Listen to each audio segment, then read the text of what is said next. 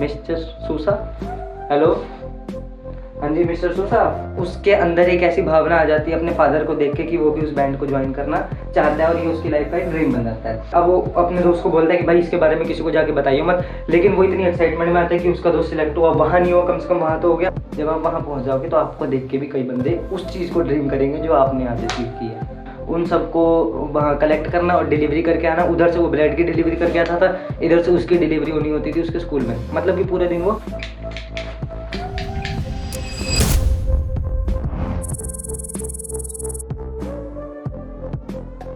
So hello class 12 student, welcome to my channel. My name is Atish Chaurasia. जैसा कि आपसे वादा किया था कि हम सेकंड चैप्टर पे और अपनी पूरी सीरीज को जरूर आगे लेके जाएंगे। आज हमारा सेकंड चैप्टर है the March King by Katherine Little Bakeless. Time ज़्यादा ना वेस्ट करते हुए अपने चैप्टर को स्टार्ट करते हैं, देखते हैं क्या है इस चैप्टर में। The passage introduces Catherine Little Bakeless and sets the historical musical background. She explains about the strong tradition of military bands. इसमें क्या है, जो हमारी कैथरीन लिटिल बेकलेस है ये हमें बताती है कि एक जो बैंड है यूएस मेराइन बैंड, यूएसए के अंदर एक बैंड बना हुआ है जो एक मार्च बैंड होता है, जिससे सोल्जर्स अपना एक बैंड क्रिएट करते हैं अपने साउंड के साथ। तो एक बैंड बना हुआ है, उसमें क्या है, एक लड़का है जिसका नाम है जॉन फिलिप सूसा। उसके फादर है मिस्टर सूसा जो उस बैंड के एक लीडर रह चुके हैं। उसके अंदर एक ऐसी भावना आ जाती है अपने फादर को देख के कि वो भी उस बैंड को ज्वाइन करना चाहता है और ये उसकी लाइफ का एक ड्रीम बन जाता है। John Philip Sousa's rise as a discipline, जो लड़का है जिसके बारे में हम इस चैप्टर में पढ़ेंगे जिसका नाम है जॉन फिलिप सूसा, वो एक ड्रीम देखता है और उसी ड्रीम के पीछे डिसिप्लिन तरीके से लगा रहता है उसको अचीव करने के लिए, जो किस चीज का, यूएस मेराइन बैंड के अंदर आने का। Which has a very national importance there. ये जो एक चैप्टर है इसके अंदर हम देखेंगे यूएस का जो मेराइन बैंड है। मेराइन बैंड मतलब कि यूएसए का तटीय इलाका जहाँ पे उनका सोल्जर्स का एक बैंड है जो अपनी एक्टिविटी परफॉर्म करते हैं, उसके बारे में हमें देखना है और वो वहाँ पर एक बहुत अच्छी नेशनल इंपॉर्टेंस रखता है। ठीक है, अब आगे देखते क्या है। The story starts with the scene of American band where Philip Sousa saw his father. जो जॉन फिलिप सूसा है ना वो अपने फादर को देखता है। इस स्टोरी में हमने यही देखना है कि जॉन फिलिप सूसा है ना वो अपने फादर को देखता है कि भाई अपनी मम्मी को कहता है कि मम्मी वो देखो सामने से बैंड जा रहा है और वहाँ पे मेरे पापा खड़े हैं।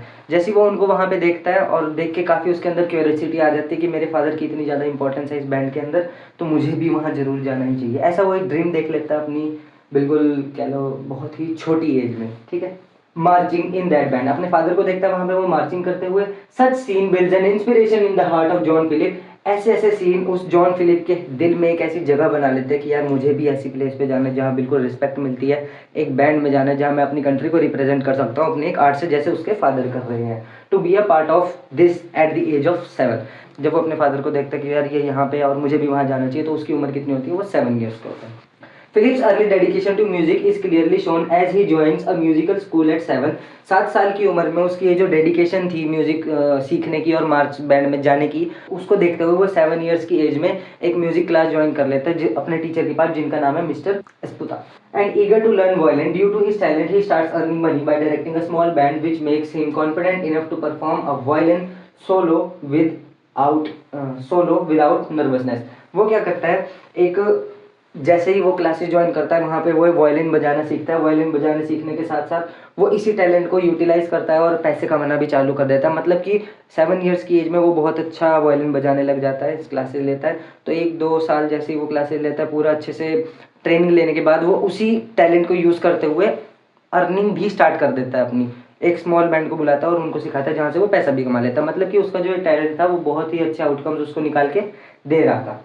ठीक है, और जैसे कि वो दूसरे लोगों को भी बैंड सिखा रहा था तो उससे पैसा भी कमा रहा था। इसी के साथ साथ उसके अंदर एक चीज़ बिल्ड होती है जो क्या है, कॉन्फिडेंस वायलिन प्ले करने की। और यही कॉन्फिडेंस उसको एक ऐसा बूस्ट अप देता है कि यार मैं भी ये सोलो वायलिन प्ले कर सकता हूँ और नए कॉन्सर्ट में जाके अपने आप को रिप्रेजेंट कर सकता हूँ, टेस्ट कर सकता हूँ जब तक मैं एलिजिबल नहीं होता यूएस मेराइन बैंड में जाने के लिए। अब आगे देखते हैं क्या है।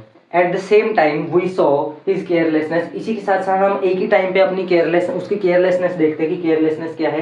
And love for playing baseball, वो बंदा क्या करता है, दोनों चीज़ें पैरेलल रखता है। एक तरफ बेसबॉल खेल रहा होता है और एक तरफ अपना पूरा टाइम म्यूजिक में दे रहा होता है। दोनों चीज़ों को बैलेंस करके रखता है, एक चीज़ को भी ऊपर नहीं करता, जिसकी वजह से उसको आगे कुछ ना कुछ उसके नेगेटिव कंसिक्वेंसेस नजर आते हैं। क्या है, which leads him to overexert himself on the very day of the concert, tired, hungry and dusty. He rushes home and found empty as her mother gone outside। एक ऐसा इंसिडेंट होता है ऐसा, वो एक जैसे कि आपको मैंने बताया कि वो क्या कर लेता है, छोटे छोटे बैंड्स को पकड़ता है और उनको म्यूजिक सिखाने के बारे में मतलब अपना टैलेंट वहाँ यूज़ करता है और उनको म्यूज़िक सिखाता है। इसी के साथ साथ क्या करता है, वो एक बड़ा टैलेंट शो हो रहा होता है, कॉन्सर्ट हो रहा होता है, वहाँ पे वो जाता है और वहाँ जाके अपनी एंट्री दे देता है कि मैं भी यहाँ पे कॉन्सर्ट करूँगा और सोलो कॉन्सर्ट करूँगा, ठीक है। लेकिन क्या होता है, जिस दिन कॉन्सर्ट होता है ना, उसी दिन सुबह सुबह पूरा सुबह से लेके पूरी दोपहर तक वो वहाँ पे बेसबॉल खेल रहा होता है। बेसबॉल खेलने के साथ साथ जैसे ही उसको रियलाइज़ होता है कि यार अब तक तो मैं बेसबॉल खेल रहा हूँ और बेसबॉल खेलने के बाद मेरा कॉन्सर्ट है, फटाफट वो बैट छोड़ता है, भागता है अपने घर की तरफ। घर में जाते ही सबसे पहले वो ढूंढता है मम्मी का है, उसको मदर उसकी नज़र नहीं आती। फिर आगे देखते हैं क्या होता है, लाइन टू लाइन देखते हैं। सिचुएशन टर्न्स इनटू क्राइसिस, ये क्राइसिस आ जाते हैं उसकी लाइफ में बहुत बड़े। क्या है, दैट टीचेस रिस्पॉन्सिबिलिटी, उसको रिस्पॉन्सिबिलिटी पता लगेगी कि क्या रिस्पॉन्सिबिलिटी उसकी खुद की है, ठीक है। As Philip realises he is late, he has no clean shirt to wear for the concert. क्या होता है, वो घर पे जाके जैसे अपनी मदर को ढूंढता है, उसकी मदर घर पे उसको दिखाई नहीं देती, क्योंकि उसकी मदर ने एक लेटर में लिखा हुआ है कि बेटा मैं बाहर जा रही हूँ। उसकी मदर की कोई दोस्त है जो बीमार हो रखी है, वो उनसे मिलने गई हुई है, ठीक है। अब घर में मदर है नहीं, वो क्या करता है, भाग के जाता है अपने कमरे में, क्योंकि लेट तो हो रहा है कंसर्ट के लिए। कमरे में जाता है और जाके एकदम से देखता है कि यार मेरी लॉन्ड्री कहाँ पड़ी है, लॉन्ड्री मतलब उसके कपड़े वगैरह। तो जैसे वो ड्रॉर खोल के देखता है, लॉन्ड्री तो आई नहीं। फिर वो करता है कि यार मेरे पास कपड़े भी नहीं है और बिना अच्छे कपड़ों में मैं कंसर्ट में जा भी नहीं सकता। फिर वो क्या करता है, फिर वो सोचता है कि भाई अब क्या करूँ क्या करूँ क्या करूँ। तब उसको याद आता है कि यार मेरे सर काम आएंगे, क्योंकि जहाँ कोई भी काम नहीं आता वहाँ टीचर या प्रोफेसर काम आते हैं। वही किया उसने। The concert feels helplessness and anxious. Finally, he realized to take a step into form his music teacher, Professor Isputa. जो उसके म्यूजिक टीचर थे प्रोफेसर इस्पुता, वो जाके उनको इन्फॉर्म करता है और बताता है कि प्रोफेसर इस्पुता जी, बिल्कुल उनके पास जाता है और कहता है जी मैं ऐसे ऐसे मेरे कपड़े मेरे पास है नहीं और मुझे अभी जाके कंसर्ट करना है। फिर वो कह रहे हैं यार तुमको पहले तो पता होना चाहिए कि तुम्हारे पास कपड़े नहीं है, सारी चीज़ें, तुम्हारे कॉन्सर्ट है और तुम सुबह से लेकर शाम तक बेसबॉल खेल रहे हो। तो कहता है जी कोई सोल्यूशन निकाल के दो। अब प्रोफेसर है उसको सोल्यूशन तो निकाल के उनको देना ही है। तो वो क्या कहते हैं, आप घर पे जाओ मेरी वाइफ से मिलो, मतलब प्रोफेसर इस्पुता की वाइफ के पास। तो वहाँ से भाग के घर पे जाता है प्रोफेसर इस्पुता की वाइफ के पास। देखो क्या होता है, while Philip explains his problem to the professor, वो अपनी प्रॉब्लम बता रहा होता है अपने प्रोफेसर को। He first shows concern but immediately helps Philips by sending him to home. पहले उसने अपना कंसर्न बताया, फिर एकदम से उसको अपने घर पे भेज दिया। To his house and inform to Mrs Esputa, जैसे मैंने बताया कि वो मिसेज इस्पुता को इन्फॉर्म करेगा। Found in a big shirt, Mrs Esputa quickly alters an oversize shirt with pins and then Philips rushes back to the concert. वो हमारे जो प्रोफेसर है उनकी वाइफ को बताते हैं, मैम को बताते हैं कि मैडम मुझे ऐसे ऐसे शर्ट चाहिए। वो भी फटाफट भागती है कि यार तुम्हारा कंसर्ट है और तुम्हें शर्ट ला के देनी है। तो वो क्या करती है, इस्पुता जी की अलमारी खोलती है, प्रोफेसर इस्पुता जी की, वहाँ से निकालती है एक वाइट शर्ट और पहना देती है। वाइट शर्ट निकाल के पहना दी। अब यार एक प्रोफेसर है और एक स्टूडेंट है, प्रोफेसर की शर्ट वाइट शर्ट उसने पहनी है, फिट तो आएगी नहीं। अब जैसे तैसे करके, जैसे हमारे नहीं स्कूल में होता था कि कभी कोई शर्ट फट गई कहीं से खेलते खेलते, तो हम जुगाड़ करते थे, उस पर स्टेपल पिन लगा देते थे। सेम टू सेम वो भी करती है। वो कहती है यार इतनी बड़ी शर्ट ये तो तुम्हें आएगी नहीं, क्योंकि प्रोफेसर इस्पुता की शर्ट है। अब चलो तुमको तो कंसर्ट ही करना है, कौन सा परमानेंट पहननी है। तो वो क्या करती है, स्टेपलर लेके बिल्कुल पूरा का पूरा उस पर स्टेपलर लगा देती है और क्या करती है, लो भाई तुम्हारी मैंने शर्ट रेडी कर दी, अब तुम जाओ। अब उसकी शर्ट के ऊपर स्टेपलर पेन्स तो लगा दिए, तो वो भी फटाफट वहाँ से भागता है और जाके एकदम कंसर्ट में पहुँच जाता है। जैसे वो कंसर्ट में पहुँचता है, वहाँ जाके वो देखता है कि यार पूरा का पूरा जो ये रूम है ये भर रखा है, हॉल इतने सारे पार्टिसिपेंट्स से। वहाँ पे वो रियलाइज़ करता है कि वो वहाँ पे अकेला है। फिर क्या करता है, सीधे जाके जब उसकी परफॉर्मेंस की बारी आती है, वो वहाँ जाके बैठ जाता है। सीन नंबर 3 में देखते हैं क्या है इस चैप्टर के, ठीक है। तो अब आ चुका है चैप्टर का सीन नंबर 3। सीन नंबर 3 में जो फिलिप है उसके पास आ जाता है उसका वायलिन और वो बैठा है अपनी परफॉर्मेंस देने के लिए, जैसा कि मैंने आपको बताया था। देखते हैं लाइन टू लाइन क्या होता है। The concern disaster and public embarrassment during Philip's violin solo, the pinned shirt gradually comes loose as he plays the violin. वो बैठा है, फिलिप बैठा हुआ है परफॉर्मेंस देने के लिए, ठीक है। जैसे वो बैठा उसको पता लगता है कि मेरे जो शर्ट है जिसके ऊपर पिन्स लगाए हैं ना, वो उसको लगने लगती है चुभने। जैसे ही वो उसको चुभने लगती है कांड हो जाता है। वो बैठा है कॉन्सर्ट कर रहा है अच्छे से, उसको पिन चुभती है। पिन चुभने के बाद वो काफ़ी थोड़ा सा उसको अजीब सा लगने लग जाता है। और जैसे उसको अजीब सा लगता है वो एकदम अपनी परफॉर्मेंस एकदम रोक देता है, काफ़ी नर्वस हो जाता है और पूरे दिन से वो एग्जॉस्टेड तो था ही। और जैसे वो पूरे दिन से एग्जॉस्टेड था, उसने बिल्कुल परफॉर्मेंस ऐसे प्ले करते करते बीच में छोड़ दी, साइड में रख दिया और बस वहाँ से निकल गया। सारे बंदे सामने बैठे हैं हॉल में, सब देख रहे हैं उसको। जितना भी उसने रिस्पेक्ट कमाई थी सारी की सारी रिस्पेक्ट चली गई और जैसा उसने अपने आप को प्रेजेंट करना था वो नहीं कर पाया। आगे देखो क्या है। After concert Philip tries to avoid his teacher but Mr Sputa scolds him firmly, denies his refreshments and explains that Philip should have prepared seriously instead of playing games. क्या होता है, जैसे ही उसका कंसर्ट ऐसा खत्म होता है ना, कंसर्ट खत्म होने के साथ साथ वो क्या करता है, सीधे वहाँ से गायब हो जाता है और देखता है कि मेरा टीचर मुझे कहीं देखे ना, तो साइड में जाके एक जगह बैठ जाता है बिल्कुल कोने में ऐसे छुप के। लेकिन टीचर उसको पता लग गया, वो एकदम से आता है, बुलाता है, हाँ जी जॉन फिलिप सूसा जी क्या हुआ।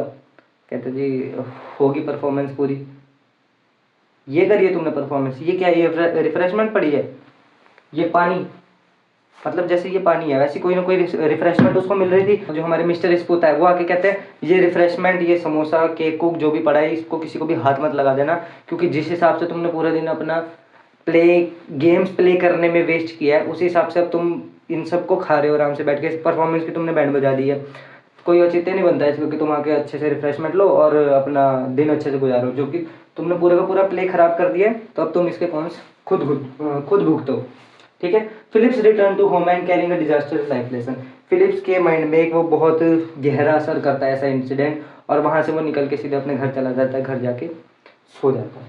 Several days later, कुछ दिनों बाद, when Philip was of 12, he again got into trouble.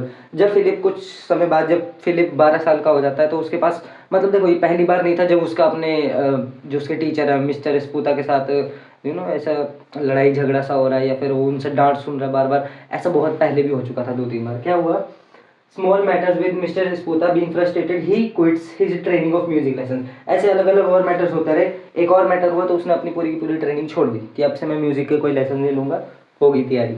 Discussing the same with father, Mr Sousa gave him option to become an educated baker. अच्छा, यही जब सेम टू सेम चीज वो अपने फादर के साथ डिस्कस करता है ना मिस्टर सूसा के साथ, और उनको बताता है कि ऐसे ऐसे मेरे साथ हुआ था, अब तो मैं जाऊंगा नहीं बिल्कुल भी सॉन्ग प्ले करने या म्यूजिक प्ले करने, मुझे नहीं जाना वहाँ पे। तो मिस्टर स्पूता कहते हैं कि चलो ठीक है, तुमको ये भी नहीं करना, तो तुम्हारी क्या इच्छा है, वो उनसे पूछते हैं, और फिर वो बताते हैं कि मेरी इच्छा है कि मैं एक बेकर बनूँ, बेकरी में काम करूँ। वो कहते हैं ठीक है।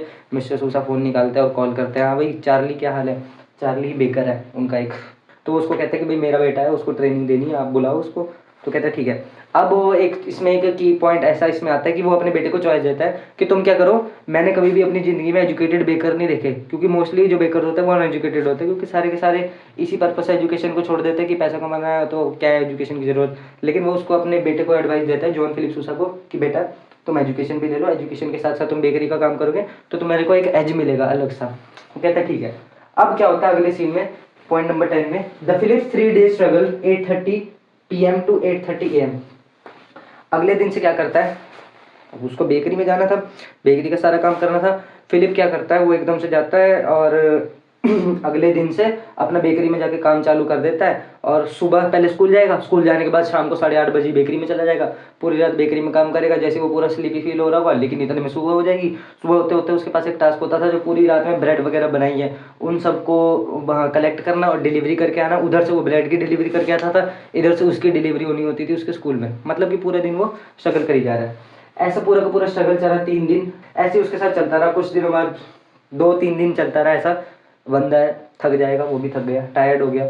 No baseball. अच्छा, इन्हीं बीच में देखो वो पूरा शेड्यूल अपना बेकरी, बेकरी से स्कूल, स्कूल से बेकरी, बेकरी से स्कूल, बेसबॉल तो खेल नहीं पा रहा, टैलेंट ही चला गया बेचारे का, कंप्लीटली एग्जॉस्टेड। अब बच्चा है, कंप्लीटली एग्जॉस्टेड हो जाएगा, और 10-12 साल का है यार, उसको तो क्या ही होगा। बेकर्स वाइफ, अच्छा एक और इसी के साथ एक और इंसिडेंट होता है इसके साथ। Baker's wife scolded Philip for her baby. Philip realised and concluded by Mr Sousa to continue और to resume his music lesson from his teacher Mr Sposa. इसी के बीच क्या होता है, जो ये बेकर की वाइफ है ना, चार्ली की वाइफ, वो उसको बोलती है कि आप क्या कर रहे हो। कह रहा अभी तो बैठा हूँ मैं, अभी ब्रेड बना के। कहता है एक काम करो, ऊपर जाओ, ऊपर मेरा बच्चा है वो रो रहा है, उसको जाके चुप कराओ। अरे भाई वो बेकरी में गया हुआ है काम करने के लिए, तो उससे अपना बच्चा चुप करा रही हो। वो चला जाता है ऊपर, जाके उसको चुप कराने लगता है, उससे चुप ही नहीं होता वो। इतने में चार्ली की वाइफ भी ऊपर आ जाती है। वो ऊपर आके कहती है, कह रही तुमसे अब तक चुप नहीं हुआ, एक काम तो तुमसे होता नहीं है, बेकरी में क्या काम करोगे, डिलीवरी तो क्या ही करते होगे, तुमसे एक बच्चा चुप नहीं हुआ। उस लेडी को भी देखना चाहिए, वो बच्चा वहाँ पे बेकरी का काम सीखने गया है, ठीक है, वो उसको अपना बच्चा चुप करा रही है, जो बच्चा खुद है उसी से बच्चा चुप करा रही है। अलग ही बात चल रही है यहाँ पे। Philip agreed, worked hard therefore after became close to his teacher. जैसे ये इंसिडेंट वो दोबारा से ये इंसिडेंट घर आके अपने फादर को बताता है ना और बोलता है कि यार मेरे साथ ऐसा ऐसा हो गया, मैं बेकरी का काम सीखने गया, वहाँ पे भी मेरे साथ यही हुआ, अलग अलग काम करा रहे हैं वहाँ पे। उसके पापा कहते हैं बेटा अब तुम्हारे पास वही एक क्लू बचता है जो तुमने 3-4 साल से अपना एक एम पाल रखा है, एक एम्बिशन है तुम्हारा म्यूजिक प्ले करना, तो तुम वहाँ जाओ और उसको स्टार्ट करो। वो भी सुनता है उनकी बात।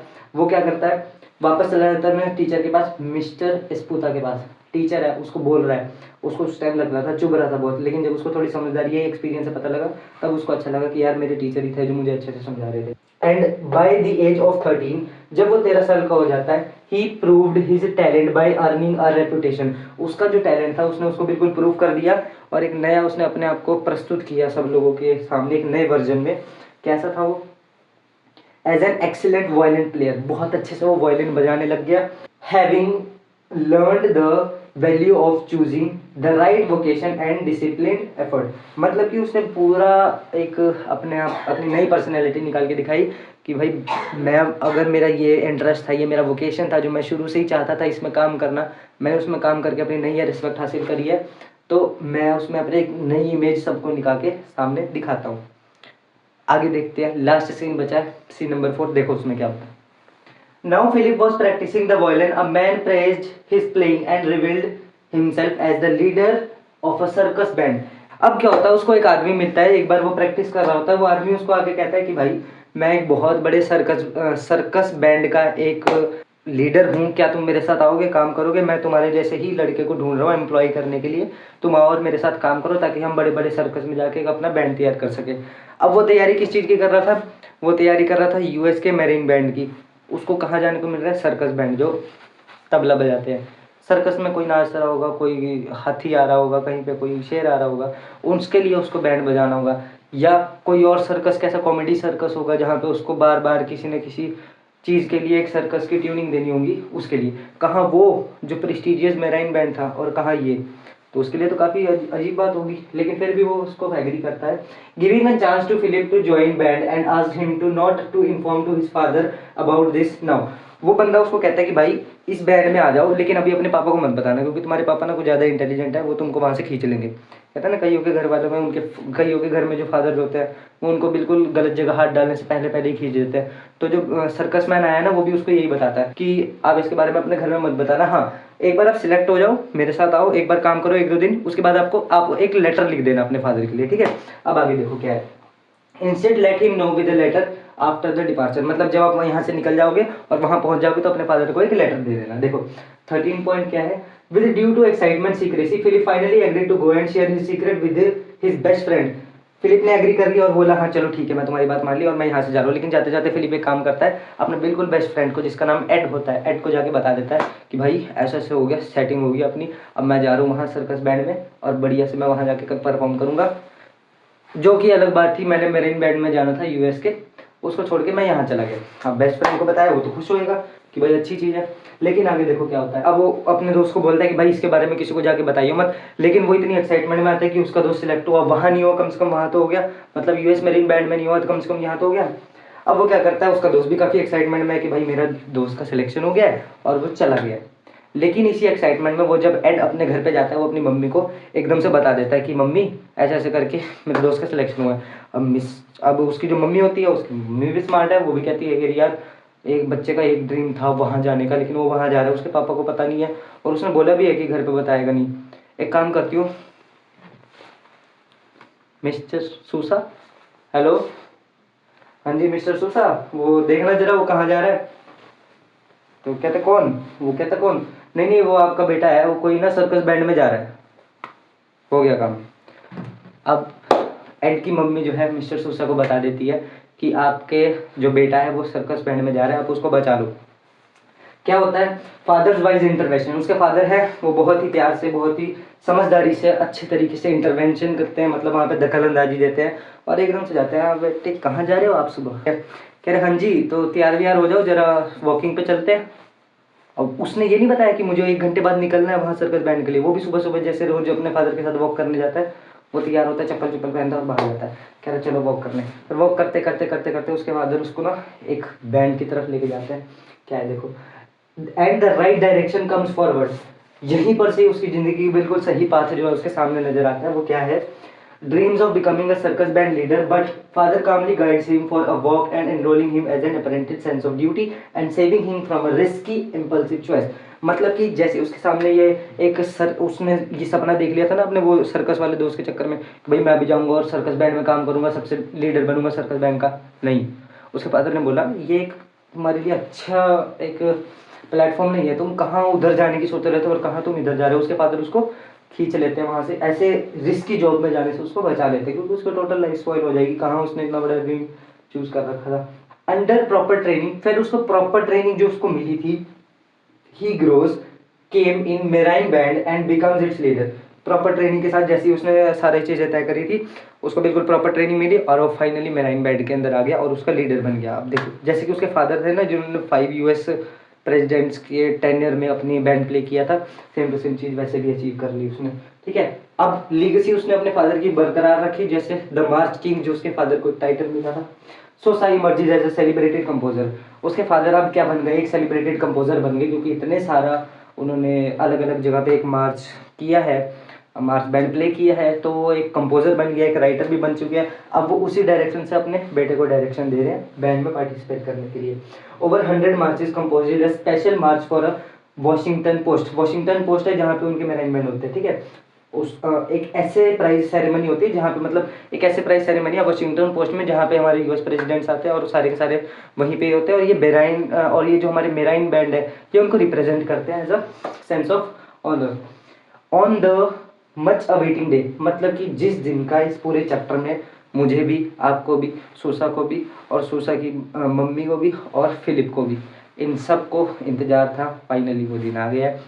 देखो क्या है, A huge crowd of Washington's children gathers around the bandstand। मतलब कि जहाँ पे बैंड स्टैंड था ना, जैसे हम देखते नहीं है जैसे हमारे IPL के अंदर एक स्पेशल जगह होती है जहाँ ये कमेंट्री वगैरह करते हैं लोग, वो और उधर एक अलग और स्पेशल जगह होती है जहाँ पे ये हमारा क्या कहते हैं डांसर्स वगैरह बैठी होती है। वैसे ही एक बैंड स्टैंड होता है, एक मतलब पूरी सेरेमनी में एक जगह थी जिस जगह पर बैंड सेटअप हुआ था, उसी जगह पर सारे के सारे लोग ऐसे चढ़ के, कोई पेड़ों पे लटका हुआ होता है, देखो climbing on the trees to see the famous March King. किसको देखने के लिए, उस फेमस मार्च किंग को जो आके हमें नया फेमस तरीके का एक जो आके हमें नया एक बैंड दिखाएगा कि भाई नए तरीके से क्या आया है। वैन द वॉशिंगटन पोस्ट मार्च, मतलब जब वॉशिंगटन का पोस्ट मार्च होगा इस प्ले, जब वो प्ले किया जाएगा, जब वो पूरा बजाया जाएगा, थंडर्स ऑफ अपलॉज एरप्ट्स, मतलब इतनी तालियां बजी ना कि वो तालियां रुकी नहीं। Boys watch with the shining eyes, जो नए नए लड़के थे ना जो छोटे छोटे आते, जैसे एक बार हमारा वो जॉन फिलिप सूसा गया था छोटा छोटा सा, अपने फादर को देखता, अरे वाह भाई मेरे फादर वहाँ खड़े हैं, मेरे को भी वहाँ जाना है। अब क्या हुआ, अब जॉन फिलिप सूसा वहाँ बैठा हुआ है और छोटे छोटे बच्चे आ रहे हैं, वो उसको वहाँ पे देख रहे हैं। Shining eyes and many silently वो, और बहुत बच्चे कसम खाते हैं to become a musician dancer. मतलब कि अब वो जॉन फिलिप सूसा को एक देखते हैं एक फेमस बैंड लीडर के तौर पे, और वो कसम खाते हैं कि यार अब हम जाएंगे इसकी पोस्ट पे। साइलेंटली वो to become musicians themselves just as John Philip Sousa once said. मतलब कि जैसे कि जॉन फिलिप सूसा ने एक बार कसम खाई थी अपने फादर को देख के, अब छोटे छोटे बच्चे उसको देख के कसम खा रहे हैं। इस चैप्टर की final line, showing how true greatness inspires future generation. मतलब कि बहुत ही सच्ची महानता जो है ना, इतने बड़े तौर पे अगर आप अच्छे से इम्प्लीमेंट कर लेते हो अपनी लाइफ में, तो जैसे आप किसी को देख के इंस्पायर हो है ना, आपको देख के भी आगे आने वाली जनरेशन इंस्पायर होती है। ये चैप्टर हमें यही समझाता है कि आप जो अपने बचपन में ड्रीम बनाते हो उस पर फोकस्ड रहो, जब तक वो अचीव नहीं होता तब तक उसके पीछे लगे रहो। जब आप वहाँ पहुँच जाओगे तो जैसे आपने दूसरे लोगों को देख के उसको चूज़ किया, जब आप वहाँ पहुँच जाओगे तो आपको देख के भी कई बंदे उस चीज़ को ड्रीम करेंगे जो आपने आज अचीव की है। ठीक है, थैंक यू सो मच। आपका सेकंड चैप्टर भी कंप्लीट हो गया है। कुछ टेक्निकल इश्यूज़ की वजह से वेरिफिकेशन चल रही थी, जो वीडियो आने में थोड़ी देर हो गई, लेकिन बने रहिएगा, आई एम हेयर। और अच्छे से देखो, टेंशन मत लेना, आपका सिलेबस तो कंप्लीट हो जाएगा, है ना। मेन बात ये है, आप मेरे साथ साथ जैसे यहाँ पे स्लाइड्स चल रही है, आप अपनी नोटबुक में जो इंपॉर्टेंट क्वेश्चन दे रहे हो बस वो करके चले जाओ। गारंटीड है इसके बाहर कोई क्वेश्चन नहीं आएगा। बाकी आपकी समझदारी, अगर आप वो भी नहीं करोगे तो आपको ही देखने को मिलेगा एग्ज़ाम में, जब आप एग्ज़ाम दे के आओगे। और जो क्वेश्चन मेरे नोट्स में से और मेरे फ्रेम किए हुए क्वेश्चन आंसर्स की PDF में से आया सकता था, जो फंस सकता था, और जो आप याद कर सकते थे वो तीनों आपने नहीं किया। मेरे क्वेश्चन तो आएंगे जरूर, डिपेंड्स ऑन यू, आप करते हो कि नहीं। तो थैंक यू सो मच। जय हिंद, जय भारत।